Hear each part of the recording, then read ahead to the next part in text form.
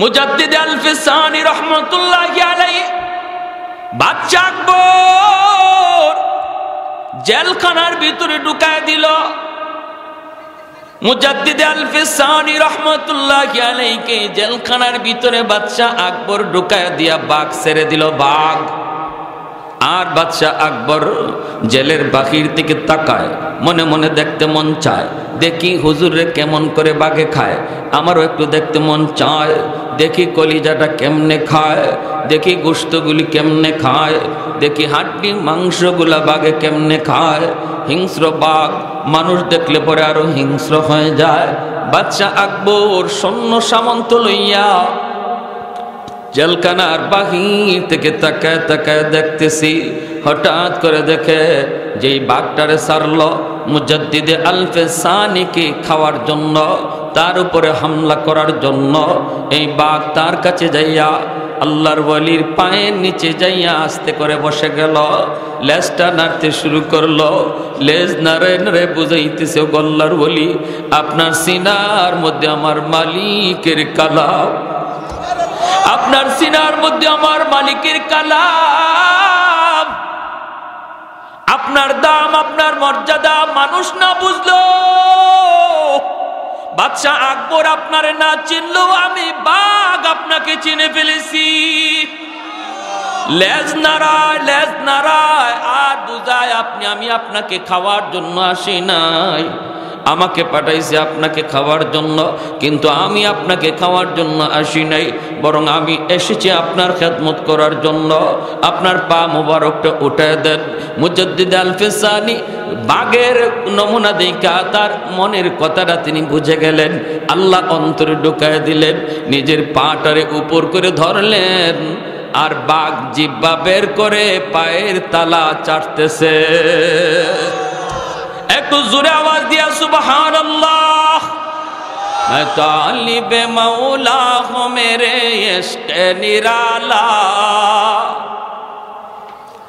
मैं तालिब मौला हूँ मेरे इश्क़ निराला, है जुमला जहाँ जिनके तजल्ली से उजाला, है जुमला जहाँ जिनके तजल्ली से उजाला, मादरुद जहाँ गैर खुदा यार नदारम, जुज़ याद खुदा ही दिगर कार नदारम, जुज़ याद खुदा ही दिगर कार नदारम। अल्लाहु আকবার। ভাইরা আমার, বাদশা আকবর জেল থেকে দূর থেকে তাকায় তাকায় কয়, কি রে, আমি পাঠাইলাম বাগরি, বাগে দিয়ে আমার কথা শুনে না, শুনে হুজুরের কথা, বাঘ পাঠাইলাম আমি হামলা করার জন্য, আরে এই বাঘ কিনা যাইয়া জেলের ভিতরে হুজুরের খেদমত করা শুরু করে দিছি। বাদশা আকবর কয়, তাড়াতাড়ি জেল থেকে বের কর, আমি মানুষ চিনি নাই, বাঘ চিনে ফেলছে। আল্লাহু আকবার। আমি চিনি নাই কিন্তু বাঘ চিনে ফেলছে। কেন কেন এত মর্যাদা তার, কেন কি জন্য এত মর্যাদা? বাঘ কেমন করে তারে চিনল? কারণ এই সিনা, এটা তো জানতেন সিনা নয়, যেই সিনার ভিতরে আল্লাহ তার কোরআনকে ঢোকায়, এই সিনা দুনিয়ার সাধারণ কোন সিনা নয়, চাইলেই আল্লাহর কালাম সিনায় ঢুকানো যায় না, বেটাগিরি বাহাদুরি করে হাফেজি কোরআন হওয়া যায় না। হাজারো হাজারো সিনার ভিতর থেকে আল্লাহ যেই সিনাকে পছন্দ করেন, ওই সিনার ভিতরে তার কালাম আমানত রাখে। কোটি কোটি টাকার মালিক, শিল্পপতির ছেলে, কোটি কোটি টাকা তার পিছনে ব্যয় করো, বাহাদুরি করে, টাকার গরম দেখায়া কোনোদিন সন্তানকে হাফেজ বানানো যায় না। আরো জোরে বলেন ঠিক কি না? লক্ষ লক্ষ কোটি কোটি টাকা ব্যয় করো, হাফেজ বানানো যায় না। আবার দেখা যায় গরিবের সন্তান একবেলা খায় আর একবেলা খাইতে পারে না, কিন্তু তার সিনার ভিতরে অল্প দিনে কোরআন ঢুকে যায়। তাহলে বোঝা গেল আল্লাহর কালাম যেই সিনার ভিতরে ঢুকবে, এই সিনাটা আল্লাহর নিজের চয়েস করা, আল্লাহর নিজের পছন্দ করা, আল্লাহর নিজের পছন্দ করা। এজন্য যেই সিনা আল্লাহ নিজে পছন্দ করে, এই সিনাকে মানুষ না চিনলেও হায়ওয়ান ভালো করে চিনে। ভাইরা আমার, শামসুল হক ফরিদপুরি রহমতুল্লাহি আলাইহি সদর সাহেব হুজুর বহুত বড় আল্লাহর ওলি, আপনাদের এলাকার কৃতি সন্তান। আল্লাহর ওলির জীবনীর মধ্যে পেয়েছি আমার উস্তাদ আল্লামা নাসিম আরাফাত সাহেব দামাত বারকাতুহুম, মালিবাগ মাদ্রাসার একজন সুনামধন্য মুহাদ্দিস। তিনজন বুজুর্গের জীবনী নিয়ে একটা বই লিখছেন, বইয়ের নাম দিয়েছেন বাংলার হীরা মতি পান্না। এর মধ্যে সদর সাহেব হুজুরের জীবনী এনেছেন। একটা ঘটনা তিনি লেখছেন, আল্লাহর ওলি একবার এরকম ভাবে বাড়িতে যাবেন গহরডাঙ্গা, তিনি যে উঠলেন নৌকায় যাওয়া লাগে, নদীতে একটা নৌকা খেয়া চলে, এই খেয়া ঘাটে ঘাটে লোক নামায়, আল্লাহর ওলিকেও নার ঘাটে যায় লাগাবে। মাঝি হুজুরকে চিনে ফেলেছে, হুজুর পয়সা লাগবে না, আমি আপনাকে আপনার ঘাট পর্যন্ত পৌঁছায় দেব। আল্লাহর ওলি বলেন ঠিক আছে বাবা চল। রাত বাজে 12টা, প্রচন্ড কুয়াশা, কনকনে শীত। এই অবস্থায় মাঝি হুজুরকে নিয়ে রওনা দিয়েছে। যাইতে যাইতে অনেক টাইম লেগে গেল, 1টা বেজে গেল, এখনো বাড়ির ধারে কাছেও যেতে পারেন না, কারণ ঘন কুয়াশা, নৌকা আস্তে আস্তে চালাইতে হয়। ওই অবস্থায় আল্লাহর ওলি হঠাৎ করে তিনি মাঝিকে ডাক দিয়া বলেন, মাঝি এ বাবা তুই আমাকে এই জায়গায় নামায় দে, আমি নৌকায় বাড়ি যাব না, এখানে আমাকে নামায় দে, আমি পায়ে হেঁটে বাড়ি যাব। মাঝি কই হুজুর এত রাত বাজে প্রায় 2টা, এত রাত, কনকনে শীত, প্রচন্ড কুয়াশা, রাস্তা দেখা যায় না, আপনি একা একা কেমন করে বাড়ি যাবেন? হুজুর আপনি এমন কাজ করবেন না, নৌকা তো আপনার ঘাট পর্যন্ত যাবে, আমি আপনারে নিয়ে ঘাটে পৌঁছায় দিব।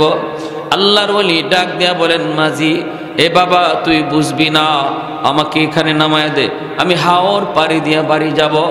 যদিও হাওরটা অনেক বড়, তবুও কোনো অসুবিধা হবে না, আমার কোনো ভয় নাই, ভয় করার কোনো কারণও নাই, আমাকে এই জায়গায় তুমি নামায় দাও। মাঝি কই হুজুর একটু চিন্তা ভাবনা করে আপনি একটু কথা বলেন, একা একা এত রাত্রে এত বড় হাওর কেমন করে আপনি বাড়ি যাবেন? হুজুর বলেন, বাবা এত কিছু বুঝবি না, আমাকে এই জায়গায় নামায় দে, নামায় দে। আল্লাহর ওলিরে নামাইতে মাঝি বাধ্য হলো। এইবার মাঝি মনে মনে কয়, আমি একটু দেখব, আমি হুজুরের পিছনে পিছনে যাব। কেন হুজুর এই জায়গায় নামলো? নৌকা যাবে ঘাটে, কেন তিনি এই জায়গায় নামবেন? কেন তিনি একা একা যাবেন? আমিও পিছনে পিছনে দেখব। হুজুরকে নামায় দিয়া মাঝি নিজেও পিছনে পিছনে নামলো। হুজুর তারে দেখেন নাই, কিন্তু মাঝি হুজুরকে ফলো করতেছি, সামনের দিকে যাইতেছেন আল্লাহর ওলি, মাঝি পিছনে পিছনে। মাঝি বলতেছে, কিছু দূর যাবার পর আমি দেখতে পেলাম, আমি নামাইলাম একজন মানুষ, কিন্তু কিছু দূর যাবার পরেই দেখি ওনার ডানে বামে শয়ে শয়ে মানুষ দেখা যায়, শত শত মানুষ ওনার ডানে বামে সামনে পিছনে। এই মানুষগুলি কারা? কি এদের পরিচয়? হুজুর নামলেন একা, কিন্তু এত মানুষ কোথা থেকে আসলো, কোথা থেকে আসলো? হায় হায় হায়, মাঝে তো ভয় পেয়ে গেছে। ভয় তো পাওয়ার কথাই, আমার আপনারও তো ভয় লাগবার কথা। ঘটনা কি? একজন মানুষের সাথে এত মানুষ আসলো কোত্থেকে? মাঝে তো ভয় পেয়ে গেছে, কিন্তু ভয় পাইলো, সামনে আগায়, দেখে মানুষগুলি তার ডানে বামে। সামনে একদল মানুষ, যেন একজন মন্ত্রী যাচ্ছে, একজন মিনিস্টার যাইতেছে, প্রধানমন্ত্রী, ওনাকে দুদিক দিয়া রাস্তা দেখায়া দেখাইয়া সংবর্ধনা দিয়া দিয়া বাড়ি পর্যন্ত নিয়ে যাচ্ছে। বাড়িতে ঢুকে গেলেন, দরজা লাগাবেন, মাঝি কয় দেখি আর একজন মানুষও দেখা যায় না। ওই মানুষগুলি গেল কোথায়? এদের কি পরিচয়? হুজুর দরজা লাগাবেন, তাকা আমাকে দেখে বলতেছেন, বেটা তুমি এখানে, ঘটনা কি? কয় হুজুর আমি তো আপনার পিছনে পিছনে আসছি দেখার জন্য। আল্লাহর ওলি বলেন বাবারে কি দেখছো? কয় হুজুর আমি যে কি দেখলাম, আমার কলিজায় কোনো পানি নাই, কলিজা শুকায় গেছে। হুজুর আমার কলিজা শুকায় গেছে। এই মানুষগুলি কারা? কি এদের পরিচয়? এখন গেল কোথায়?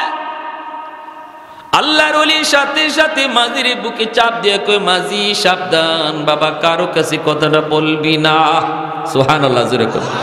তাহলে বোঝা গেল আল্লাহর ওলি, হক্কানি আল্লাহর ওলি যারা, এরা নিজেদের কারামত কারো কাছে কয় না। কেউ যদি দেখেও তারে কইতে মানা করে। আর বেজাল যেখানে আছে এখানে আরো পাবলিসিটি করে, ঠিক না? হ্যাঁ, বেজাল আর নকলের মধ্যে দেখবেন খালি অ্যাডভার্টাইজ। খাঁটি জায়গা যেখানে, এখানে কোনো সাইনবোর্ড লাগে না, ঠিক কিনা? এটা খুব ভালো বুঝি আমরা বাঙালিরা। লেবেল যত চকচকা দেখবেন বুঝবেন বেজাল আছে। হুসাইন আহমদ মাদানী রহমতুল্লাহ আলাইকে এক লোক দেখলেই বলতো বাতা দেউঙ্গা, বাতা দেউঙ্গা, বলে দিব, বলে দিব। যখনই আল্লাহর ওলিকে দেখতো এই লোকটা, একজন সাধারণ মানুষ, গ্রামের মানুষ, বিরাট মজমা উলামায়ে কেরাম চতুর্দিকে, আল্লাহর ওলির কাছে যাওয়া মুশকিল। কুতবুল আলম শাইখুল ইসলাম হুসাইন আহমদ মাদানী রহমতুল্লাহ আলাইহি, যিনি সদর শাহ হুজুরের উস্তাদ ছিলেন, মাহমুদুল্লাহ হাফিজ জি হুজুর রহমতুল্লাহ আলাইহি উস্তাদ, পীর জি হুজুরের উস্তাদ কুতবুল আলম শাইখুল ইসলাম হুসাইন আহমদ মাদানী রহমতুল্লাহ আলাইহি, ওনাকে দেখলেই এই গ্রামের লোকটা বলে ফেলতো বাতা দেউঙ্গা, বাতা দেউঙ্গা, বলে দিব, বলে দিব। আর যেই মাত্র এই আওয়াজটা মাদানীর কানে পৌঁছতো, উনি দৌড় দিয়া সব মানুষকে সরাইয়া, ধাক্কা দিয়া সরাইতেন, সরাইয়া দৌড় দিয়ে ওই লোকটার কাছে আসতেন, সেই বুকে বুকে চাপ দিতেন, এইভাবে বুকে বুকে চাপ দিতেন আর মুচকি হাসতেন আর বলতেন নেহি বাতাও, নেহি বাতাও, বলো না, বলো না। হে খালি কইতো আমি কইয়া দিমু, কইয়া দিমু। আর আল্লাহর ওলি দৌড় দিকে এর বুকে বুক লাগায় বলতেন কইও না, কইও না। শেষ মানুষ গিয়ে দৌড়ে ধরতো, এই মিয়া তুমি কি পাইছো? যেখানে হুজুরে দেখো এখানে কইয়ে দিমু, কইয়ে দিমু। আর হুজুরে দৌড় দিয়া কইও না, কইও না। কি কইয়ে দিবা? কইতাম না। মানুষে যখন জিগাইতো কি কইবা, কইতাম না, কইতাম না। আরে কি বিপদ! আল্লাহর ওলি কুতবুল আলম শাইখুল ইসলাম হুসাইন আহমদ মাদানী রহমতুল্লাহ আলাইহির ইন্তেকাল হলো। এরপরে মানুষে ওই লোকে ডাকতো, এ দুনিয়ার মানুষ এখন কে শুনতায় শুনো, এখন কইব কি কইবা কও? আমি মদনী গম্বুতে এক বাড়িতে মেহমানদারি করতেছিলেন, আর রাতের বেলা যে ঘরে হুজুরে বিশ্রাম নিছেন ওই ঘরের পাশ দিয়ে আমি যাইতেছিলাম রাত শেষ রাতে। আর ওই ঘরের পাশ দিয়ে যাওয়ার সময় দেখি ঘরের ভিতর থেকে একটা জিকিরের আওয়াজ হচ্ছে। তো আমি জিকিরের আওয়াজটা ফলো করলাম। ফলো করার পরে দেখি একটু পরে ঘরের ওই মানুষটার জিকিরের সাথে ঘরের দরজা, জানালা, বেড়া সব জিকির করতেছে। দরজা জানালাগুলি লাফাইতেছে। আমার কলিজা শীতল হয়ে গেল। আমি চুপ দাঁড়াই রয়েছি, আমার পশম দাঁড়ায় গেছে। এটা কি? আমি আড়ালে দাঁড়াই রইলাম, কে ঘরে জিকির করতেছে তারে দেখতে হবে। আমি আড়ালে দাঁড়াই রইলাম, মানুষটাকে আমি চিনব। কয় বেশ কিছুক্ষণ পর জিকির বন্ধ হলো, ফজরে আজান হলো। তখন দেখি দরজা খুলে একজন মানুষ বের হচ্ছেন। তিনিই হলেন কুতবুল আলম শাইখুল ইসলাম হুসাইন আহমদ মাদানী রহমতুল্লাহ। আমি যখনই দেখলাম মাদানী, তিনি আমারে দেখে ফেলছেন, আমি হুজুরে দেখে ফেলছি। এমনি হুজুরে দৌড় দিয়া ইয়া আমার বুকে জড়ায় ধরছেন। তুমি কিছু দেখছো? কয় হুজুর সব দেখছি। তখন হুজুর বলতেছেন আল্লাহর দোহাই, আমার জীবদ্দশায় কারো কাছে তুমি এই কথা বইল? আমি জীবিত থাকতে কারো কাছে আমার এই কারামতের কথা বলবা? ঠিক আছে হুজুর, আমি ওয়াদা দিলাম। ওই আমি হুজুরের জীবদ্দশায় বলি নাই।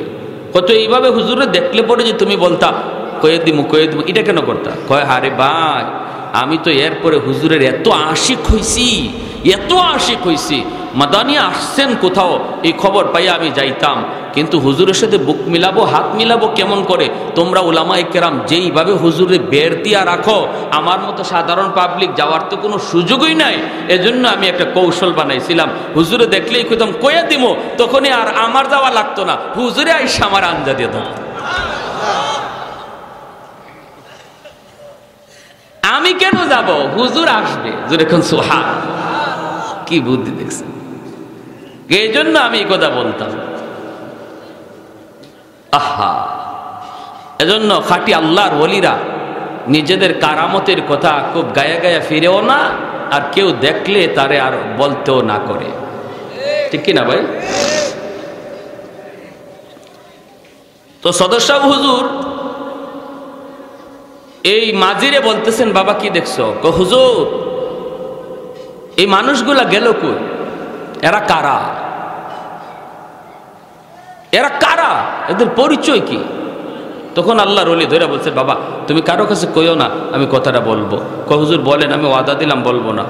বলেন আপনার জীবদ্দশায় কারো কাছে বলবো না। বলে হ্যাঁ, আমার মৃত্যুর পর যদি তুমি বলো বইলো, কিন্তু আমি জীবিত থাকতে কারো কাছে বইলো না। সেটা হলো আল্লাহর ওলি বলেন, আমি যখন নৌকায় ছিলাম, এই এলাকার জিন্নাতের সর্দার, এই এলাকার জিন্নাতের সর্দার নৌকার মধ্যে আমার কানে কানে আইসা সালাম দিয়া বলতেছে, হুজুর আমি এই এলাকার জিন্নাতের সর্দার, আমাদের ভিতরে অনেকগুলি সমস্যা আমাদের ভিতরে সমাধান দেওয়ার মতো কেউ নাই, কিন্তু আমরা সবাই একমত হয়েছি আপনি যে সিদ্ধান্ত দিবেন আমরা সবাই এক বাক্যে মেনে নিব। আমাদের অনেকগুলি সমস্যা আমাদের মধ্যে চলতেছে, কেউ কাউকে মানতেছে না, বিরাট একটা গন্ডগোল, খুনাখুনি হয়ে যাওয়ার পথে আল্লাহর ওলি আমাদের ভিতরে খুনাখুনি হয়ে যাবে। এই বিষয়ে সমাধান কেউ নেয় না, কারো দ্বারা করা সম্ভব হয় না, কিন্তু এক কথায় আমরা সব একমত হয়েছি আপনি যা রায় দিবেন সবাই আমরা মেনে নিব। ওগো আল্লাহর ওলি দয়া করে আপনি এই জায়গাতে একটু নেমে যান, আমরা আপনার অপেক্ষায়। এখান থেকে আপনি একটু কষ্ট করে পায়ে হেঁটে বাড়ি যাবেন, রাস্তার মধ্যে কোনো সমস্যা হবে না, আমরা আপনাকে পাহারা দিয়া বাড়ি পৌঁছাবো, আমরা আপনাকে ডানে বামে সামনে পিছনে পাহারা দিব, আর মাঝখানে আমাদের যা জানার প্রয়োজন আমরা জেনে নিব, সমাধান যা প্রয়োজন আপনি দিয়া দিবেন আমরা মেনে নিব। যেরকম সুবহানাল্লাহ।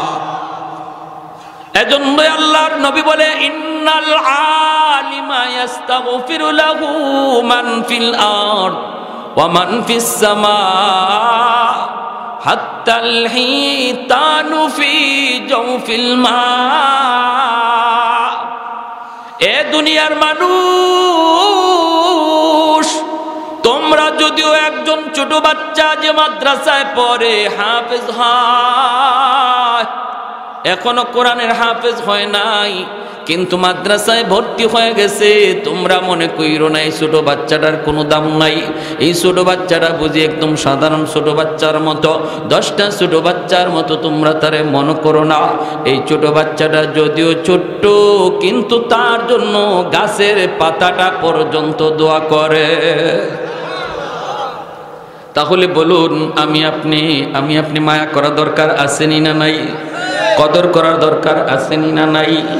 ভাইরা আমার, এ ভাই মুসা নবীর আম্মা, মনোযোগ আছে সবার নাকি অসুবিধা হইতেছে?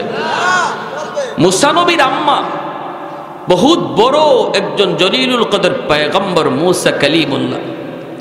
ওনার আম্মা টেনশনে পড়ে গেছেন, হায়রে আমার মুসারে এখন কি করব? ফেরাউন যদি শুনে আমার ঘরে ছেলে হইছে তাহলে তো হত্যা করে ফেলবে। فأوحينا إلى أم موسى أن أرضعيه فإذا خفت عليه فألقيه في اليم ওয়ালা তাখাফি ওয়ালা তাহজানি ইন্না রাদুহু ইলাইকি ওয়া জাইলুহু মিনাল মুরসালিন। আল্লাহ পাক রব্বুল আলামিন বলতেছে, রে মুসার মা, তুমি যদি সন্তানকে দুধ পান করাইতে ভয় পাও, তাহলে আমি আল্লাহ বলতেছি সন্তানদের নদীতে ভাসায় দাও, নীল দরিয়ায় ভাসায় দাও। যদি তুমি ভয় পাও, সন্তানকে দুধ পান করানো মায়ের দায়িত্ব, তুমি যদি এই দায়িত্ব পালন করতে যায় ভয় পাও, আমি আল্লাহর নির্দেশ, মৌসারে তুমি নীল দরিয়া ভাসায় দাও। ভয় পাইলে তুমি গাঙ্গে ফালায় দাও, ভয় পাইলে তুমি নদীতে ফালায় দাও। আর তুমি ভয় পাও না, এই আশঙ্কা তুমি করবা না। নদীতে যদি আমার কথায় সন্তানরে তুমি ফালায় দাও, যদি তুমি গাঙ্গে ভাসায় দাও, সন্তান তোমার পানিতে ডুবে যাবে, এই সন্তানের কোনো ক্ষতি হবে এমনটা তুমি মনে করো না রে মুসার মা। কারণ আমার কথা মানতে যায় তুমি নদীতে ফালাইতেছ। এই সন্তানকে কেমন করে হেফাজত করতে হয়, কেমন করে পানিতে ডুবে যাওয়া থেকে বাঁচাতে হয়, আমি আল্লাহ বুঝবো। শুধু বুঝবো তা না, বরং তোমার সন্তান আবার তোমার কুলে ফিরায় দেব। সাধারণভাবে ফিরায় নয়, নবী বানাইয়া তোমার কুলে ফিরাব। ইন্না রাদুহু ইলাইকি ওয়া জাইলুহু মিনাল মুরসালিন। সাধারণ সন্তান বানায়া ফিরাবো না, আমার কথা মাইনা নদীতে ফালাও, ফিরাইয়া দিব নবী বানায়া। ওয়াদা করেছেন কে? আরেকটু জোরে বলেন কে? আল্লাহ পাক কোনদিন ওয়াদা ভঙ্গ করে? মানুষ ওয়াদা ভঙ্গ করে, কিন্তু আল্লাহ ওয়াদা ভঙ্গ করে না রে আল্লাহর গোলাম। কিভাবে আল্লাহ তার ওয়াদাটারে রাখলো একটু মনোযোগ দিয়ে শোনো। আমার আপনার ক্ষেত্রেও আল্লাহর নবীর ওয়াদা, আমার আপনার ক্ষেত্রেও নবীর ওয়াদা। তুমি যদি নবীর কথা মানতে যায় সন্তানটারে মাদ্রাসায় দাও, মানুষ বলবে ছেলেটারে গাঙ্গে ভাসায় দিছে, ছেলেটারে নদীতে ফালায় দিছে। হায়রে, মাদ্রাসায় পড়লে পরে কেমন করে জীবন চালাবি, কেমন করে সংসার চালাবি, কেমন করে নিজে চলবে। হায় হায়, পোলাটারে বুঝি নদীতে ভাসায় দিল। নবী বলেন, উম্মতের দল, মানুষের কথায় যদি নদীতে ভাসানো হয়, মাদ্রাসায় দিলে যদি গাঙ্গে ভাসানো হয়, তুমি নবীকে খুশি করার জন্য নদীতে ভাসায় দাও। আল্লাহকে খুশি করার জন্য মুসা নবী সন্তানকে নদীতে ভাসানোর কারণে তিনি তো লস করেন নাই, বরং লাভবান হয়েছেন, সন্তান ফেরত পাইছেন। শুধু পান নাই, নবী হিসাবে ফেরত পাইছেন। আর এই যুগে কোনো মানুষ যদি সন্তানরে মাদ্রাসায় দেয়, এই সন্তান আল্লাহ বাপমার কোলে ফিরায় দিবে, নবী বানায় না। কারণ নবীর দরজা বন্ধ, কিন্তু নবীর নায়েব বানায়া ফেরত দিবে। আর একটু জোরে সুবহানাল্লাহ। এ আল্লাহর গোলাম, নবী হওয়ার দরজা বন্ধ, কিন্তু ওলি আল্লাহ হওয়ার দরজা বন্ধ হয় নাই, ঠিক কি না? নবী হওয়ার দরজা বন্ধ, শামসুল হক ফরিদপুরীর মতো আল্লাহর ওলি আরেকজন জন্ম হওয়ার দরজা আল্লাহ বন্ধ করে নাই। চরমোনাই পীর সাহেব হুজুর রাহিমাহুল্লাহ যিনি চলে গেছেন, ওনার মতো আরেকজন আল্লাহর ওলি দুনিয়াতে আসার দরজা আল্লাহ বন্ধ করে নাই। এজন্য উম্মতের দল, মনটারে বড় করো। কেমন করে আল্লাহ তার ওয়াদা পূরণ করেছে। মুসা নবীর আম্মা বাক্স বানাইছেন, এই বাক্সের ভিতরে মুসা নবীর তিনি ঢুকাই তিনি নদীতে ফালাই দিছেন নীল দরিয়ায়। কার উপরে ভরসা কইরা? আরেকটু জোরে কার? আল্লাহ পাকের উপরে ভরসা কইরা মা সন্তানটারে নদীতে ভাসায় দিলেন রে। কেমন ভরসা ছিল আল্লাহ পাকের উপর। আল্লাহ পাক মই মায়ের ভরসার আল্লাহ পাক 100 আল্লাহ ইজ্জত দিয়েছে। নীল দরিয়ার পানিরে আল্লাহ পাক ডাক দিয়া বলতেছে, এরে নীল দরিয়া বল কার হুকুমে চলো? দরিয়া কয়, মালিক তোমার হুকুমে চলি। তাহলে শোনো, এইবার তোমার পিঠে আমার মুসা, আমার নবী আমার নবী আমার রাসূল মূসা তোমার পিঠে সাবধান, সব তুমি ডুবাও কিন্তু মূসারে ডুবাইবা না। তোমার অভ্যাস হলো ডুবাইয়া দেওয়া, কিন্তু আমার মূসার যে বাক্স, কাঠের বাক্স, এই বাক্সরে তুমি ডুবাইবা না। বলুন তো নীল দরিয়া কার কথা শুনে? আর একটু জোরে বলেন কার কথা? আল্লাহ পাক রব্বুল আলামিনের কথা মতো দরিয়ার মধ্যে কাঠের এই বাক্স ভাসতে লাগলো। এইবার আল্লাহ পাক বলতেছে, রে এ নীল দরিয়ার পানি স্রোত যেই দিকে চলে এই দিকে আমার মূসারে নিবা না।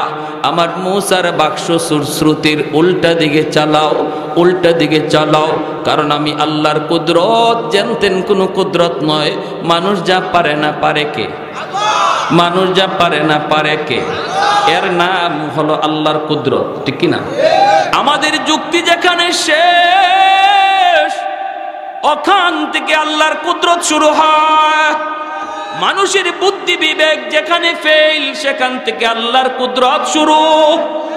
এজন্যই নাস্তিকরা নাস্তিক হয়, যুক্তির উপরে ভরসা করে, নিজের বিবেকের উপরে ভরসা করে, আল্লাহর কুদরতকে অস্বীকার করে বসে, এজন্যই নাস্তিক হয়। কিন্তু আমরা ইমানদার মুমিন, আমরা মনে করি আমার বিবেক বুদ্ধি যেখানে ফেল, এখানে আল্লাহর কুদরত শুরু। বিবেক বলে, বুদ্ধি বলে পানির উপরে ভাসমান একটা কাঠের বাক্স ডুবে যাওয়ার কথা, ডুবে না। এই স্রোতের বাইলে, স্রোতের তালে তালে বাক্স যাওয়ার কথা, চলতেছে স্রোতের উল্টা দিকে। মুসা নবীর আম্মা তার মুসা নবীর ছোট্ট বোনটার ডাক দিয়া কয়, মরিয়ম নাম। 7 বছরের মুসা নবীর বোন ডাক দিয়া মুসার আম্মায় কয়, মরিয়ম মা তুই নদীর পারে পারে যাবি আর দেখবি তোর ভাইয়া কোন দিকে যায় গো মা। আমি তো সন্তান বাসায় দিছি, কিন্তু আমার তো ভয়। কলিজার টুকরা মুসা কোন দিকে যায়? মা তুই নদীর পারে পারে যাবি আর দেখবি কোন দিকে যাইতেছে। মুসা নবী নদীর পানিতে স্রোতের উল্টা দিকে চলছেন, আর বোন নদীর পারে পারে চলছে। হঠাৎ করে বোন তাকায় দেখে, আল্লাহু আকবার, আমার ভাইয়া তো স্রোতের তালে তালে নয়, বরং ভাইয়া স্রোতের উল্টা চলছে। বোনটা নদীর পারে পারে উল্টা যায়, ভাই নদীর পানির উপরে উল্টা যায়। যাইতে যাইতে যাইতে যাইতে ফেরাউনের ঘাট, ওই ফেরাউনের ঘাটে যাইয়েই বাক্সটা লাগলো। যেই মাত্র ফেরাউনের ঘাটে গিয়া বাক্সটা লাগছে, এমনি মুসা নবীর বোনের কলিজায় কামড় দিয়ে উঠছে। হায়রে আমার আম্মা, যার ভয়ে আমার ভাইয়ারে নদীতে ফালায় দিল, তার ঘাটি যাইয়া ভাইয়া লাগলো। না জানি এখন উঠায় নিয়ে কি করে। ভয় ভয়, কি পরিমাণ ভয়, ভয় তো পাইতেছে। ওই অবস্থায় ফেরাউনের বিবি আসিয়া রাদিয়াল্লাহু তাআলা আনহা নদীর ঘাটে আসলেন, দেখলেন বাক্স, উঠাইলেন। বাক্সটা কইলা দেখেন পূর্ণিমার চাঁদের মতো সুন্দর একটা বালক। দেখেই কলিজার মধ্যে মায়া লেগে গেল, কারণ কোনো সন্তান নাই। যেই মার ঘরে সন্তান হয় না, সে জানে সন্তানের মায়া কত। একটা সন্তানের জন্য কত পাগল, কত পাগল।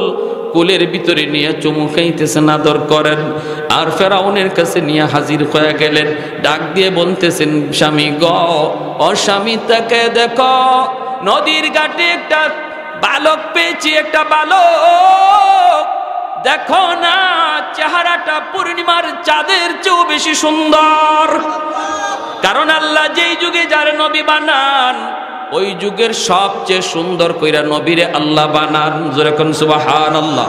যেই যুগে যিনি নবী হয়, নবীর চেয়ে সুন্দর ওই যুগে আর কেউ হয় না। এজন্যই সকল নবীরা ওই যুগের শ্রেষ্ঠ সুন্দর। আর মির্জা গোলাম আহমদ কাদিয়ানি যে নিজের নবী কইয়া দাবি করেছে, এরা ছিল এক চোখ কানা।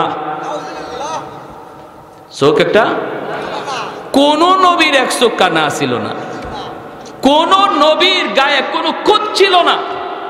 এটা আল্লাহ নিজের হাতে বানাইছে। যে যুগে যিনি নবী, ইনি এই যুগের শ্রেষ্ঠ সুন্দর। তে কাদিয়ানি কেমনে নবী হয়? এর তো এক চোখই নাই, ঠিক কিনা? কাদিয়ানি কাফের, কাদিয়ানিরা যারা কাদিয়ানিরে মারে এরাও কাফির, ঠিক কি না? সাপোর্ট করলেও কাফির। এই ব্যাপারে আহলে সুন্নাহ ওয়াল জামা আমরা যারা নবীর খাঁটি উম্মত, আমরা এই ব্যাপারে বিন্দু পরিমাণ ছাড় দিতে রাজি না, প্রয়োজনে জীবন দিব। আওয়াজ দিয়ে বলেন ঠিক কি না? আমার নবীর খতমে নবুয়তের চেয়ার লয়ে যাইব আর তুমি বয়া বয়া আঙ্গুল চুষবা? নবীর খতমে নবুয়তের সিংহাসন লয়ে যাইব চোখের সামনে আর দাবি করবা আমি নবীর উম্মত, উলামায়ে কেরাম ময়দানে ডাক দিবে আর তুমি ঘরে বইয়া বইয়া টেলিভিশনের পর্দায় চিত্র দেখবা, নবীর সামনে মুখ দেখানো যাবে না। আওয়াজ দিয়া বলেন ঠিক কি না? তাহলে খতমে নবুয়তের আন্দোলনে উলামায়ে কেরামের ডাকে সাড়া দেওয়া এটা প্রত্যেকটা মুসলমানের ঈমানি দায়িত্ব, প্রত্যেকটা মুমিনের ঈমানি দায়িত্ব। প্যারে হাজিরিন, ফেরাউন কয় চেহারা তো সুন্দরী লাগে, কিন্তু কই পাইছ? কয় নদীর ঘাটে। কিসের মধ্যে? কয় বাক্সের ভিতর। ফেরাউন কয় জ্যোতিষীদের মাধ্যমে জেনেছি, গণকদের কাছ থেকে জেনেছি, বনি ইসরাইলের একটা বাচ্চা জন্মিবে, ওই বাচ্চার হাতে আমার রাজত্ব যাবে, ক্ষমতা যাবে। এখন আমার তো ঘুম নাই, ঘুম হারাম হয়ে গেছে, খাওয়া আমার বুক দিয়ে আমার পেটে যায় না, আমার তো 24 ঘন্টা শুধু টেনশন আর টেনশন। এই বাচ্চা কোনটা, ওই বাচ্চা কোনটা, ওই বালক কোন বালক যার হাতে আমার ক্ষমতা যাবে। একদিনে 70,000 পোলাপান জবাই করেছি, এরপরও জ্যোতিষীরা কয় এই পোলা এখনো জবাই হয় নাই, এখনো নাকি সে জিন্দা। আমার তো ভয়, হাই রে হায়, যার হাতে ক্ষমতা যাবে সে নাকি এখনো জীবিত। অতএব আসিয়া তুমি যে এই বাচ্চাটারে নদীর ঘাট থেকে পায়া আনছু, আমার তো মন বলে এটা নিয়ে আবার হিডিয়া, এটা নিয়ে আবার ওইটা, এটা নিয়ে আবার ওইটা, এটা নিয়ে আবার ওইটা। আমার তো অন্তরে ভয়। আসিয়া বলতেছে স্বামী গো, মাথা তোমার নষ্ট হয়েছে নাকি গো স্বামী? বলে কেন? কয় নদীর ঘাটে পাইছি, জাননি বাচ্চাটা কোন দিক থেকে আইছি? কয় স্রোতের উল, বাচ্চাটারে নদীর ঘাটে আমি পাইছি, নদীর ঘাটে পাইছি। যদি বনি ইসরাইলের বাচ্চা হইতো এই দিকে বাচ্চা আসার কথা না, কারণ স্রোতের তালে তালে ওই দিকে যাইতো। আমরা তো স্রোতের উল্টা দিকে, বনি ইসরাইল থেকে আমরা হলাম স্রোতের উল্টা। যদি এই বাচ্চা বনি ইসরাইলের হইতো এই দিকে আসার কথা না, ওই দিকে যাইতো। মূলত এই দিকে উল্টা পাঠাইছে কে? আরেকটু জোরে, আরেকটু জোরে। উল্টা যে বাক্সটা আইছে এটা তো আসিয়া দেখে নাই, জোরে কোন সুবহানাল্লাহ। ফেরাউনও দেখে নাই। যেই মাত্র আসিয়া বুদ্ধি দিয়া বলছে না, বনি ইসরাইলের বাচ্চা হতেই পারে না, কারণ আমরা বনি ইসরাইল থেকে স্রোতের উল্টা, স্রোতের উল্টা বাচ্চা, স্রোতের উল্টা আসার কথা না। ফেরাউন কয় কথাটা তো ঠিক, এখন আমার মাথায় ঢুকছে। আল্লাহ এখন ঢুকবো না নি, আরো ঢুকবো, ঠিক কিনা? তুই কার সাথে আঙ্গুল দিছ? আল্লাহর সাথে মোকাবেলা শুরু করছে, ঠিক না? আল্লাহ বলে আমি মুসারে রাখবো, আর ফেরাউন কয় আমি মারবো। আল্লাহ বলে আমি মুসারে রাখবো, আর ফেরাউন কয় আমি মারবো। বলুন কারটা ঠিক? কারটা? ফেরাউন পারবো? আল্লাহ যারে বাঁচায় কেউ তারে মারতে পারে না, আর আল্লাহ যারে ধরে কেউ তারে ছাড়াইতে পারে না। অসুবিধা দিতেছে আপনাদের? চলবে, চলবে ইনশাল্লাহ। ফেরাউন ডাক দিয়া কয় আসিয়া, এইবার আমার বুঝে পড়ছে এই বাচ্চা বনি ইসরাইলের হইতেই পারে না। আল্লাহ পাক রব্বুল আলামিন কয় নে, এবার তুই গড়ে তুল। যারে তুই মারতে চাইছিলি আমি আল্লাহ তারে তোর গরি বড় করাবো। তারে তুই খাওয়াবি, তুই তারে তেল মালিশ করবি, তুই তারে কুলে নিবি, তুই তারে চুমা দিবি। যারে তুই মারতে চাইলি আমি তারে তোর গরি বড় করাবো। আল্লাহ পাকের চ্যালেঞ্জ সাধারণ কোনো চ্যালেঞ্জ হতে পারে না। আল্লাহ যদি কারোর সাথে চ্যালেঞ্জ দেয় সেই চ্যালেঞ্জটা কঠিন হয়, ঠিক কি না? কঠিন থেকে কঠিন হয়, কঠিন থেকে কঠিন। এইবার ফেরাউন সিদ্ধান্ত নিছে, ঠিক আছে রাখো রাখো। ভাইরা বন্ধুরা, আসিয়া বলছিলেন আমার দেখকে বড় মায়া লাগছে, মায়া লাগছে, আমি ছেলে বানায় পানবো। আর ফেরাউনে বলছিল আমার ভয় লাগছে, ভয় লাগছে, আমি না জানি এটা নি ওইটা, এটা নি ওইটা। এজন্যই রাইসুল মুফাসসিরিন আব্দুল্লাহ ইবনে আব্বাস রাদিয়াল্লাহু তাআলা আনহু তিনি বলেন, ফেরাউন যে বলছিল আমার ভয় লাগে, ভয় লাগে, এজন্য ফেরাউনের কপালে ঈমান জুটে নাই। আর আসিয়া নবীর চেহারা দেখে তিনি বলছিলেন মায়া লাগে, মায়া লাগে, এজন্য আসিয়াকে আল্লাহ দৌলতে ঈমান দিয়া দিছি। এই যুগেও যেই যুগে নবী থাকবে না নবীর ওয়ারিস থাকবে, যেই যুগে নবী থাকবে না নবীর নায়েবরা থাকবে, যেই যুগে নবী থাকবে না নবীর নায়েবে রাসূল থাকবে উলামায়ে কেরাম। উলামায়ে কেরামকে দেখেও যারা বলবে, আলেম উলামাকে দেখলে আমার বড় মায়া লাগে, মায়া লাগে, মায়া লাগে, মাদ্রাসার ছাত্রগুলারে দেখলে আমার বড় মায়া লাগে। রাইসুল মুফাসসিরিন আব্দুল্লাহ ইবনে আব্বাস রাদিয়াল্লাহু তাআলা আনহু বলেন, এতটুকুর কারণে আল্লাহ তারে মৌতের সময় দৌলতে ঈমান আল্লাহ সাথে দিবে। আর যদি কয় মোল্লা মুন্সি আমার ভালো লাগে না, মৌলবীরাই দেশটারে খাইছে, কয়নি না কয় না? মোল্লা মুন্সি ভালো লাগে না, দেখে না, মাদ্রাসাগুলা রাইকে কি লাভ? এই কথা যদি কেউ কয়, যত বড় নামাজি হোক, যত বড় হাজি হোক, নামাজের যত বড় দাগ কপালে পড়ুক, যত বড় চিল্লাওয়ালা হোক না কেন, রাইসুল মুফাসসিরিন তিনি বলেন মৌতের সময় ফেরাউনের মতো বেঈমান হইয়া মরবে, নাউজুবিল্লাহ। তাহলে এই যুগে এটা আমার যদি কথা হইতো তাহলে আপনারা আমার কথাটার বিপক্ষে যুক্তি দিতে পারতেন। কথাটা আমি মৌলবীর না, কোনো মৌলবীর না, আল্লাহর কোরআন সবচেয়ে বেশি যিনি বুঝছেন এই উম্মতের ভিতরে তিনি হলেন নবীর চাচাতো ভাই রাইসুল মুফাসসিরিন আব্দুল্লাহ ইবনে আব্বাস রাদিয়াল্লাহু তাআলা আনহু। তিনি বলছেন যেই জমানায় নবী থাকবে না নবীর ওয়ারিস উলামায়ে কেরাম থাকবে। আর এই উলামায়ে কেরাম আর মাদ্রাসার ছোট ছোট বাচ্চা তালেবে ইলম, এদেরকে দেখা যারা বলবে হায়রে মাদ্রাসার ছাত্র দেখলে আমার কেন জানি কলিজায় মায়া লাগে, এতটুকু আলামত আল্লাহ তারে মৌতের সময় দৌলতে ঈমান সাথে দিয়া দিবে।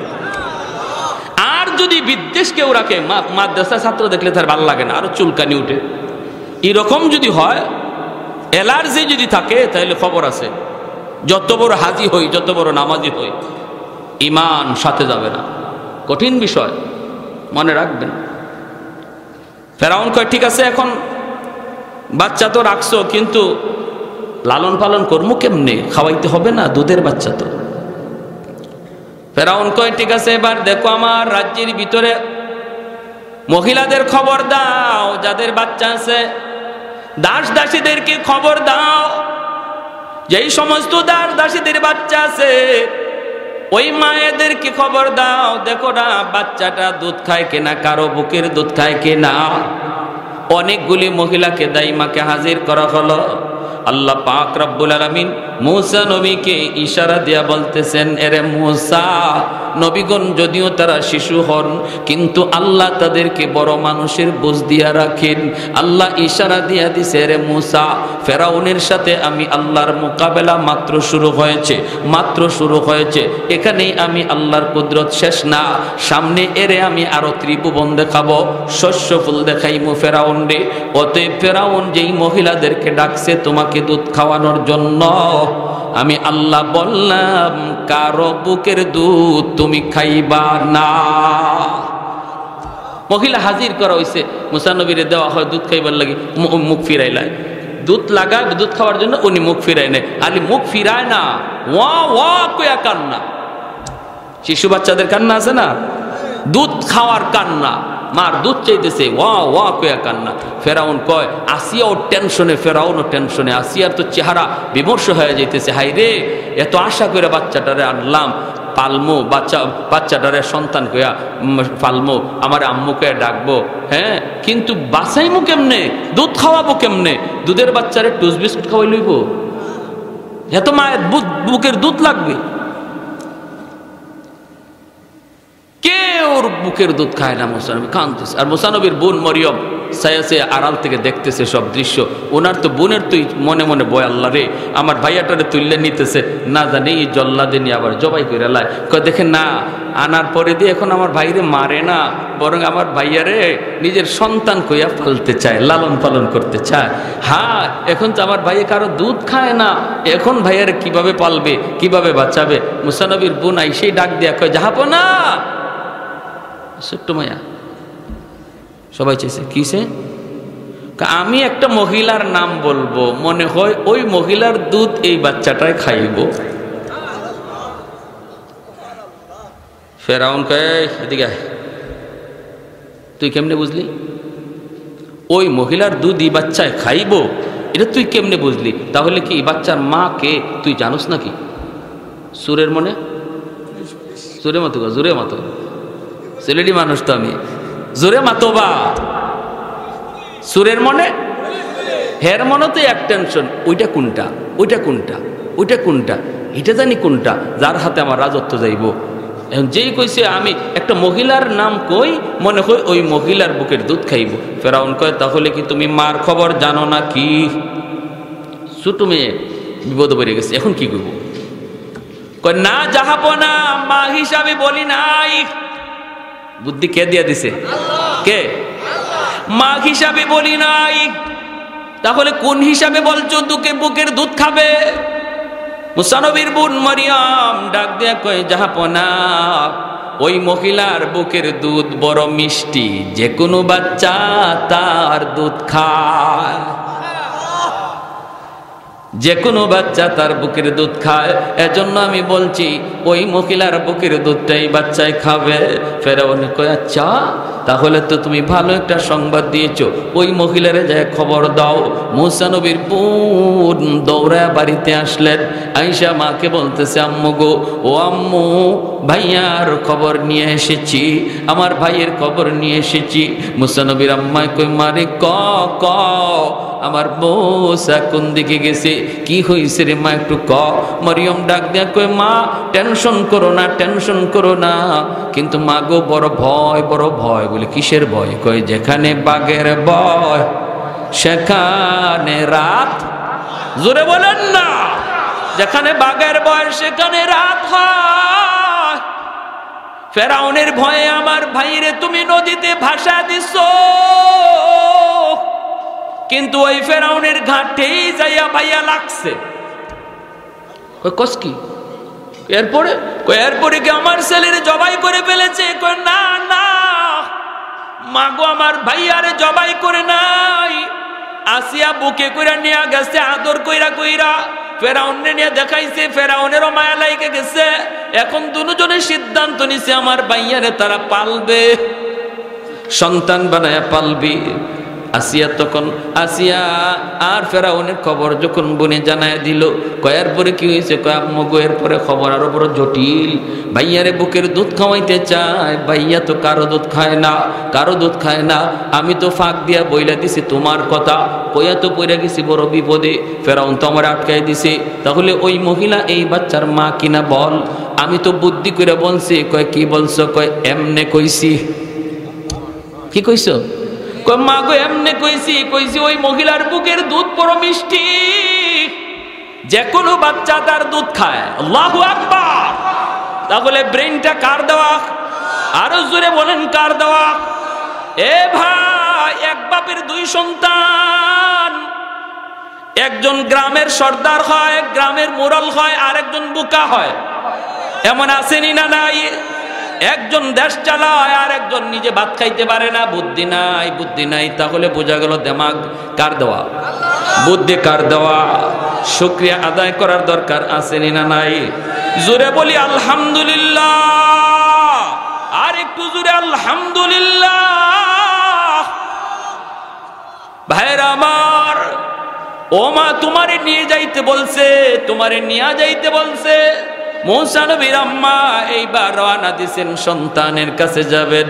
আল্লাহ পাক রব্বুল আলামিন মুসা নবীর আম্মার অন্তরের ভিতরে আল্লাহ পাক ইলহাম করে দিলেন। আল্লাহ ইলহাম করে বলতেছেন, ওরে মুসার মা, যাইতেছো সন্তানের কাছে যাও, কিন্তু আমি আল্লাহ বলতেছি তুমি ফেরাউনের কোন প্রস্তাবে রাজি হইবা না। কে কইয়ে দিছে? যাইতেছো যাও, ফেরাউনে তোমার অনেক প্রস্তাব দিব, আমি আল্লাহর ইশারা না পাইয়া কোনো প্রস্তাবেই রাজি হইও না। ইশারা গিয়া মাত্র কোলে নিছে, সাথে সাথে মুসা নবীর কান্না থেমে গেছে। কারণ মায়ের কুল, সন্তান হাজারো কুলের ভিতরে মায়ের কুলটা ভালো করে চিনে। শত শত মহিলার ভিতরে বাচ্চাটা মার কুল, মার উদর, শিশু বাচ্চারা খুব ভালো বুঝে। এজন মায়ের কুলে যাওয়া মাত্রই কান্না থেমে গেল। ফেরাউনের সন্দেহ লেগে গেল, কিরে এতক্ষণ পর্যন্ত খালি ওয়া ওয়া ওয়া ওয়া করে, আর এখন যেই মাত্র এই মহিলার কুলে গেল কান্না থেমে গেল। কান্না তো থামে মায়ের কুলে গেলে, তাহলে এই বাচ্চার মা নাকি এই মহিলা?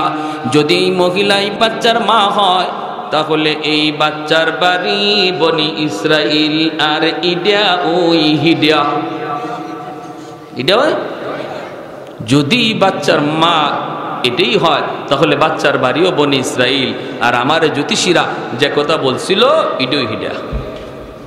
হাই হাই হাই, ফেরাউনের সন্দেহ লাগলো। এখন ফেরাউন দেখতেছে, দেখি দুধ নি খায়, দেখি দুধটা নি খায়। যদি দুধ খাইলায় তাহলে বোঝা গেল 100% এটা মা, আর এটা ওই বনি ইসরাইলের ওই বাচ্চা, যে বাচ্চার হাতে আমার রাজত্ব যাইব। জল্লাদের ইশারা দিমু, 2 টুকরা করে ফেলাইব। আল্লাহ দিলের খবর জানেনি না জানে না? আরো জোরে কর। আমি আপনি কি কল্পনা করি, একজন আরেকজন এটা জানে না, কিন্তু এখানে বইয়া আপনারা কে কি ভাবতেছেন খবর আছে কার? জোরে কর। আল্লাহ পাক ডাক দিয়া কয়, মুসা মার কুলে যাওয়া মাত্রই কান্না থামাইছো কার ইশারায়? আমি আল্লাহ তো তোমারে কান্না থামানোর কথা বলি নাই। মারকুল ভাইয়ে গেছো, মারকুল ভাইয়ে কান্না বন্ধ হয়ে গেছে, তাই না? ব্যস্ত লাগাই দিছো। ফেরাউনে কলিজার মায়ে তো সন্দেহ ঢুকে গেছে। অতএব তোমার মা এখন তোমারে দুধ খাওয়াইতে চাইবো, তুমি ফার্স্ট চান্সে দুধ খাইও না। যদি তুমি ফার্স্ট চান্সে দুধ খাও, ফেরাউনের সন্দেহ আরো বেড়ে যাবে, ঠিক কিনা? এটা আমি আল্লাহর আদেশ, তুমি দুধ পান কইরো না। যেই মাত্র মা বুকের দুধ খাওয়ানোর জন্য বুকে লাগাইলেন, মুসা নবী মুখ ফিরায় নিছে, বুকের দুধ খায় না। ফেরাউন কই, না না, এটা মা হইতে পারে না। যদি মা হইতো তাহলে দুধও খাইতো। দুধ যেহেতু খায় না, তাহলে এটা মনে হয় মা না। দেখি আরেকবার নি খায়। আবার যখন মুসা নবীর আম্মা দুধ পান করানোর জন্য চেষ্টা করে, আল্লাহ তখনও কয়, মুসা দ্বিতীয়বারও তুমি নিও না, কারণ এখনো বেঈমানটার অন্তরে অর্ধেক সন্দেহ রয়ে গেছে। এর কলিজা সাফ সাফ করা লাগবে। দ্বিতীয়বার যখন আবার চেষ্টা করেন, মুসা নবী মুখ ফিরায় নিছে। ফেরাউনে কয়, না রে, এটা মা হইতেই পারে না। কলিজায় আর কোনো সন্দেহ নাই। এখন ফেরাউনে কয়, আল্লাহ, ভগবান ভগবান, হায় রে, যদি এই মহিলার দুধটা খাইতো, যদি খাইতো বাচ্চাটারে বাঁচানো যাইতো। কলিজার ভিতরে যখন এই নিয়ত আসছে, তখন আল্লাহ কয়, মুসা এখন তুমি মার দুধ খাইতে থাকো। সুবহানাল্লাহ, জোরে কইবেন না? যখন মনে মনে এই নিয়ত করছে, হাই রে, এই মহিলার দুধটা যদি খাইতো তাহলে তো বাঁচানো যাইতো, আল্লাহ কয়, মুসা এখন ঠাইসা খাও। মা যখন তৃতীয়বার তারে বুক লাগাইছে, মুসা নবী দুধ খাওয়া শুরু করছে। ফেরাউনে কয়, আহ, যাক, বাঁচানো গেল। আল্লাহ পাক কয়, কার সাথে লাগছো টের পাও না তো? কার সাথে বাজাবাজি করো টের তো পাইতেছো না, সামনে আরো টের পাইবা, ঠিক কিনা? জোরে কর। কিছু কিছু মানুষ মনে করে মৌলবীরে কই কি, আরে একবারে সোজা সাজা, হাঁটতে গেলে পইরা যায়, আমাদের ঘরে দাওয়াত খাইয়া চলে, কি হইব আর। কিন্তু খবর নাই এই সোজা মৌলবীরার পিছনে যে আল্লাহর কুদরতি হাত আছে। মুসা নবীর একদিন ফেরাউনে কুলে নিছে, আদর কইরা চুমা দিব। ফাঁকিদে কইলে এই ঘটনাটা রয়ে গেছে ঘটনা। আদর কইরা চুমা দিব। যেই মাত্র গালে চুমা দিতে লইছে, মুসা নবী গাল ফিরাই নিছেন। ফেরাউন কই, কিরে, আমি চুমা দিতে চাইলাম, আমার চুমা নিল না কেন?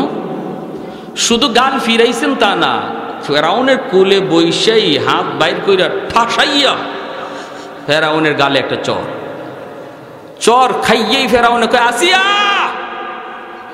দৌড় দিবি, বিবি দৌড়ে আসছে। কি হয়েছে? কি হয়েছে কইও না, তোমার খালি মায়া লাগে, খালি আদর করতে মন চায়, আদর করতে গিয়া তো আনছো ভালো কথা, কিন্তু আমার তো যা মনে হইতেছে হিডেওই হিডিয়া। কেন কি হয়েছে? আমি কুলে নিছি, চুমা দিমু, চুমা নেয় না, চুমা যে নেয় না তা না, এরপরে আমার গালে যে একটা বসাইছে কষাইয়া। আসিয়া বলতেছে তুমি যে কি কও না, তুমি কি পাগল? ছোট বাচ্চা বুঝে না সোজে না, মনে হয় হাত নাড়ানাড়ি করছে, তোমার গালে লাগছে, তুমি কও চর। ফেরাউন কয় আসিয়া গো, চরটা আমি খাইছি, আমি বুঝছি। এটা হাত নাড়ানাড়ি না, এটা বুঝে মারছে, আমার গালে বুঝে শূন্য চরটা মারছে। আর এটা জেন তেন কোনো চর নয়, এখনো আমার গালে দাগ। আসিয়া কয় না বুঝে না, ফেরাউনে কয় না বুঝে। আসিয়া কয় বুঝে না, ফেরাউনে কয় না বুঝে। চরের নমুনায় কয় আমারে বুঝা মারছে। নবী কি না বুঝা না বুঝা মারছে? বুঝা, 100% বুঝা। নবী বুঝছে। নবীরা যদিও ছোট, কিন্তু আল্লাহ বড় মানুষের বুঝ দিয়া রাখে শিশুকালে। নবী বুঝছেন কিরে নাফরমানের নাফরমান, ও হারামির হারামি, তুই নিজের খোদা কইয়া দাবি করস, আর এই টুট দিয়ে জিব্বা দিয়া আমি নবীর গালে চুমা দিলাইবে? ইম্পসিবল। যেই টুট না পাক, যেই জিব্বা না পাক, এই না পাক টুট দিয়ে আমি নবীর গালে চুমা, এত বড় দুঃসাহস তোর? এজন্য গালটা আস্তে করে ফিরাই একে চুকা দিলেন। তারপরে নে বদলা লয়ে যা, একেবারে ছোট হাত দিয়া। আসিয়া বলতেছে বুঝে না, ফেরাউনে কয় বুঝে। এখন বুঝে না, এটার একটা পরীক্ষা হবে। কি পরীক্ষা? ফেরাউনে কয় রাখো এখানে আগুন, আর এখানে রাখো স্বর্ণের টুকরা আর আগুনের কয়লার টুকরা, কালার দোনোটা একরকম, এক জায়গায় রাখো পাশাপাশি, বাচ্চারে সারো। হে আঙ্কুট গালা দিয়া দেখি কোন দিকে যায়। যদি কে হ্যাঁ স্বর্ণের মধ্যে হাত দেয়, তাহলে বোঝা যাইব হের 100% বুঝ আছে, আর আমার চটটাও বুঝেই মারছে। আর যদি আগুনে হাত দেয়, তাহলে বোঝা যাবে সে বুঝে না, আর চটটাও না বুঝেই দিছে। আসিয়া কত ঠিক আছে, নাও পরীক্ষা করো। মুসা নবীর সাইরে দিছে, আঙ্কুট গালা দিয়ে তিনি যাইতেছে। নবী তো পুরা বুঝ আছে কোনটা আগুন কোনটা স্বর্ণ। উনি কাছাকাছি যাইয়া স্বর্ণের দিকে রূপ নিছেন, স্বর্ণের দিকে যাইতেছেন। আসিয়ার কলিজা কাঁপতেছে, হায় রে আমার বাচ্চা এখন যদি স্বর্ণের মধ্যে যায় হাত দেয়, তাহলেই তো আমার স্বামী তারে 2 টুকরা করে ফেলবে। হায় হায়, কলিজার ভিতরে ভয়। কাছাকাছি চলে গেছেন, স্বর্ণে হাত দিয়ে দিবেন। এমনি আল্লাহ পাক জিব্রাইল আমিনকে ডাক দেয়, কয় জিব্রাইল তাড়াতাড়ি যা, আমার মূসায় পেঁচ লাগাই দিতেছে। নবী তো বুঝে, ভালো বুঝে, ফেস লাগাই দিতেছে। আমার খেলা তো এখানে শেষ হওয়ার কথা না, ফেরাউনের সাথে মাত্র শুরু। তুমি যাও, মুসা যখন হাত দিবে স্বর্ণের দিকে, তুমি অদৃশ্য থেকে মুসার হাতটারে আগুনে দিয়ে দিও। মুসা নবী হাত বাড়াইছেন ঠিকই, কিন্তু হাত গিয়া পড়ছে আগুনে। আর তাও তিনি অবুঝ, বুঝেন না। এটা বোঝানোর জন্য আল্লাহ কদ্দুর পর্যন্ত করছেন, ফেরাউনের দিলের ভিতরে শান্তির জন্য, সন্দেহ দূর করার জন্য। ওই যে আগুনের কয়লার টুকরা, শিশু বাচ্চারা দেখবেন কোনো কিছু হাত দিয়েও আর দেরি করে না, মুখে লয়। বাচ্চাদেরই অভ্যাস আসেনি না নাই? এটা খানার জিনিস নাকি এটা নাফাক জিনিস, এটা তো বাচ্চারা বুঝে না। হাত দিবে, মুখে নিবে, এটাই সেহের কাম। এখন মুসা নবীও যাইয়া আগুনের মধ্যে, আর জিব্রাইল আমিন হাতটা আগুনে দিয়া দিছেন, ইনি কয়লা হাতে নিয়ে মুখে দিয়া দিছেন, একদম অবুঝ শিশুদের মতো। এজন্য মুসা নবীর জিব্বার আগাটা একটু পড়ে গেছিল, কিছুটা কথাটা বাস্তব। এজন্য নবুয়ত পাওয়ার পর তিনি বলছিলেন, আল্লাহ আমার ভাই হারুনকে আমার সাথে দিয়ে দাও, কারণ হুয়া আফসাহু মিন্নি, কারণ আমার ভাই হারুন কথাটা তার স্পষ্ট, আর আমি মুসার কথাটা কিছু অস্পষ্ট। যেই মাত্র আগুনে হাত দিয়ে মুখে নিছেন, আসিয়া দৌড় দিয়া যাইয়া তিনি কুলে উঠায় নিছেন, আর বলছেন দেখছো কইছিলাম না পোলাটায় না বুঝা মারছে, এখন হইছেনি, এখন মুখ ফুরছেনি। আহা, তাহলে মুসা নবী যদিও শিশু আছিলেন, বলুন তো যে চটটা দিছিলেন, এটার শক্তি আসিল না নাই? তাহলে নরম হাতের সাথে শক্তি আসেনি না নাই? কখন তাকে? যখন নরম হাতের পিছনে আল্লাহর কুদরতি হাত থাকে। উলামায়ে কেরাম দুর্বল, কিন্তু মনে রাখবেন এই দুর্বলদের হাতের পিছনে এক অধিক ক্ষমতাশীল হাত রয়েছে। ওলামায়ে কেরাম কখনো নামে না, কারো বিরুদ্ধে হাত তুলেও না। যদি কখনো ময়দানে নামে, বুঝতে হবে এটা মেম্বার হওয়ার জন্য নয়, চেয়ারম্যান হওয়ার জন্য নয়, এমপি মন্ত্রী হওয়ার জন্য নয়। ওলামায়ে কেরাম যদি ময়দানে ডাক দেয়, তাহলে সেটা ঈমান রক্ষার জন্য, ইসলাম রক্ষার জন্য, এটা গোটা মুসলিম উম্মার জন্য, ব্যক্তি স্বার্থে নয়। ফেরাউন কয়, ঠিক আছে, তোমার দুধটাই তো বাচ্চা খাইলো, এখন এই বাচ্চাটারে আমাদের খুব শখ পালবো। তুমি এক কাজ করো, তুমি আমার রাজদরবারে চলে আসো, তোমার খানা থাকা তেল পানি যা আছে সব ফ্রি, তুমি শুধু থাকবা আর বাচ্চাটারে খাওয়াইবা। আল্লাহ তো আগে কয়ে দিছে, মুসার মা ফেরাউনের কোনো প্রস্তাবে রাজি হইও। মুসা নবীর আম্মায় কয়, অসম্ভব, আমি আমার বাড়িঘর থইয়া আপনার রাজদরবারে আসতে রাজি না। না না, আমি এই প্রস্তাবে রাজি না। ফেরাউন কয়, তাহলে এক কাম করো, সকাল সন্ধ্যা তুমি আসবা, আয়েশা তুমি দুধ পান করাইবা, তোমাকে মাসের মাস আমি বেতন দিব। মুসা নবীর আম্মা কয়, আমার বেতনও লাগবে না, আমি সকাল সন্ধ্যা আসতেও পারবো না। বেতনও লাগবে না, সকাল সন্ধ্যা আমি আসতেও পারবো না। ফেরাউন কয়, তাহলে এই বাচ্চারে আমি বাঁচাইমু কেমন করে? তোমার বুকের দুধ ছাড়া তো কারো বুকের দুধ খায় না, এখন বাঁচাইমু কেমন করে তুমি কও। আল্লাহ পাক তখন অন্তরের ভিতরে ইলহাম করে দিছে। মুসা নবীর আম্মায় কয়, একটা পথ আছে, একটা পথ, বাচ্চাটারে আমার সাথে আমার বাড়িতে দিয়া দাও। ওই বুঝছেন কই যায়, বাচ্চারে আমার সাথে আমার বাড়িতে দিয়া দাও, আমি এই বাচ্চাটারে যতদিন পর্যন্ত দুধ খাওয়াইতে হয় দুধ খাওয়াবো, আর মাসের মাস আমার অ্যাকাউন্টে তুমি বেতন পাঠায় দিবা। দুধ খাওয়ানোর বয়স পর্যন্ত আমি দুধ খাওয়াবো, তুমি মাসের মাস অ্যাকাউন্টে বেতন পাঠাবা। ফেরাউন কয়, তাহলে এটা ছাড়া তো আর কোনো পথও দেখি না, এই মত ছাড়া, এই পথে যাওয়া ছাড়া তো কোনো পথও দেখি না। ঠিক আছে, তুমি বাচ্চা নিয়ে তোমার বাড়িতে যাও, যতদিন দুধ খাওয়াইতে হয় তুমি যে দুধ খাওয়াও, আর আমি মাসের মাস তোমারে বেতন দিয়া দেব। বলুন তো কত নম্বর বলদ? দুধ খাওয়ায় মায় বাচ্চারে, বলদে বেতন দেয়, ঠিক কিনা? মায় তার বাচ্চারে দুধ খাওয়ায় আর বলদে বেতন। হায় হায়, কার সাথে লাগছে টের পায় না, বাজাবাজি কার সাথে টের পায় না। যখন মুসা নবীর আল্লাহর নবীর মা কুলে করে নিয়ে যায়, তখন আল্লাহ বলে, মুসার মা ইয়াদ আছে ওয়াদার কথা? فأوحينا إلى أم موسى أن أرضعيه فإذا خفت عليه فألقيه في اليم ولا تخافي ولا تحزني إنا رادوه إليك وجاعلوه من المرسلين। আমি যে ওয়াদা করেছিলাম আমার কথায় তুমি নদীতে ভাসিয়ে দাও, ভয় পাও না, টেনশন করো না, সন্তান আবারও তোমার কুলে আমি ফিরাই দেব। দিসিনি ফিরাইয়া, খালি দিসিতা না, এই সন্তানরে আমি নবী বানাবো, নবী।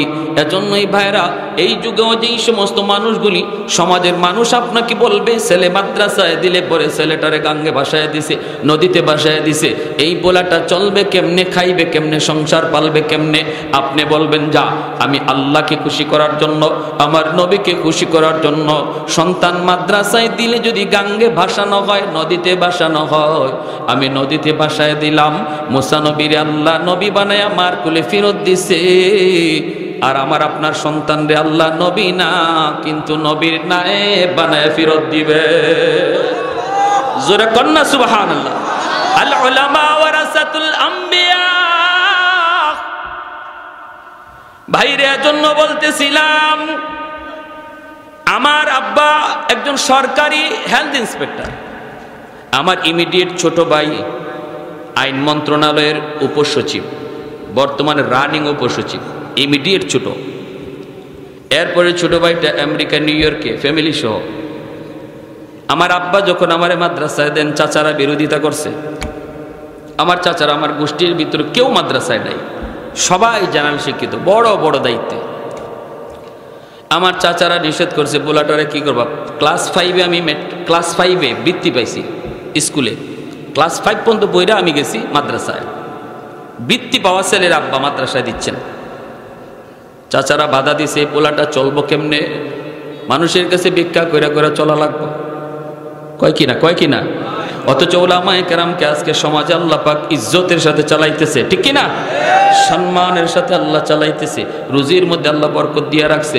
এখন আমার চাচারা দেখে, হায় হায় আমার চাচারা যায় লোকাল গাড়িতে বা বাসে যায় বাড়িতে, আর আল্লাহ আমাকে 60 লাখ টাকার গাড়ি দৌড়ানোর তৌফিক দিছে, আলহামদুলিল্লাহ। 60 লক্ষ।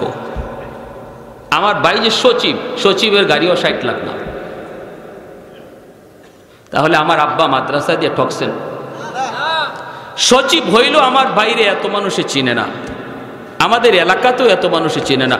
নারী পুরুষ ছোট বড় সবাই যেভাবে আমাকে চিনে আর আমার জন্য দোয়া করে, আমিও তাদের জন্য দোয়া করি, ঠিক কিনা?